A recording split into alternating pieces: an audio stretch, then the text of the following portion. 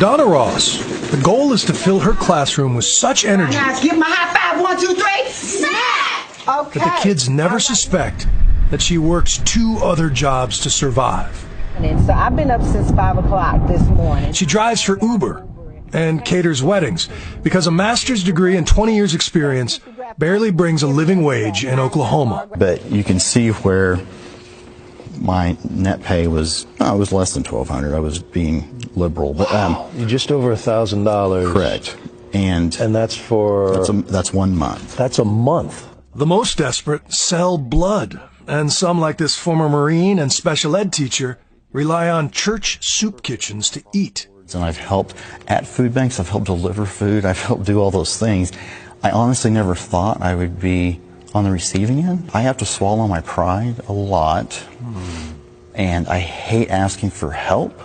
This state has long been the state with the deepest cuts to education. 55 United! But something about the West Virginia strike helped turn Oklahoma anger to action.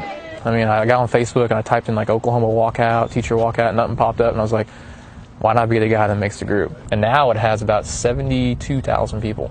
And it just started with you sending it to a couple teacher friends? I sent it to a couple of teacher friends, and they started inviting other teacher friends, and the next thing you know, I mean, it just exploded. Wow. So, I mean, you don't get 72,000 people in the group in 3 weeks if there's not a problem. Just the threat of a walkout was enough to force the first new taxes here in 28 years, enough to give teachers an average raise of about $6,000. But it is a fraction of their demand, so they're still walking. But for how long? And how will this affect Arizona, where teachers there are staging the next red state revolt? The difference between a strike and a walkout is you're not defying the school. The superintendent is behind you. But could it turn into a strike if things got nasty? A lot of the superintendents say that they support teachers and they support what teachers want to do.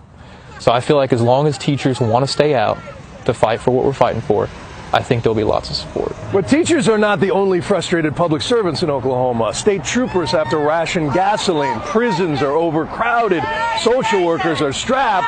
But at the same time, oil drillers and gas frackers enjoy the most generous sweetheart subsidies of any state in the country.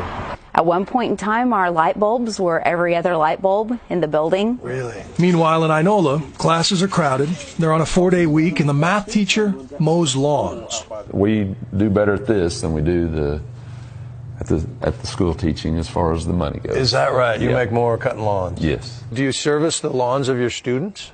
Yes.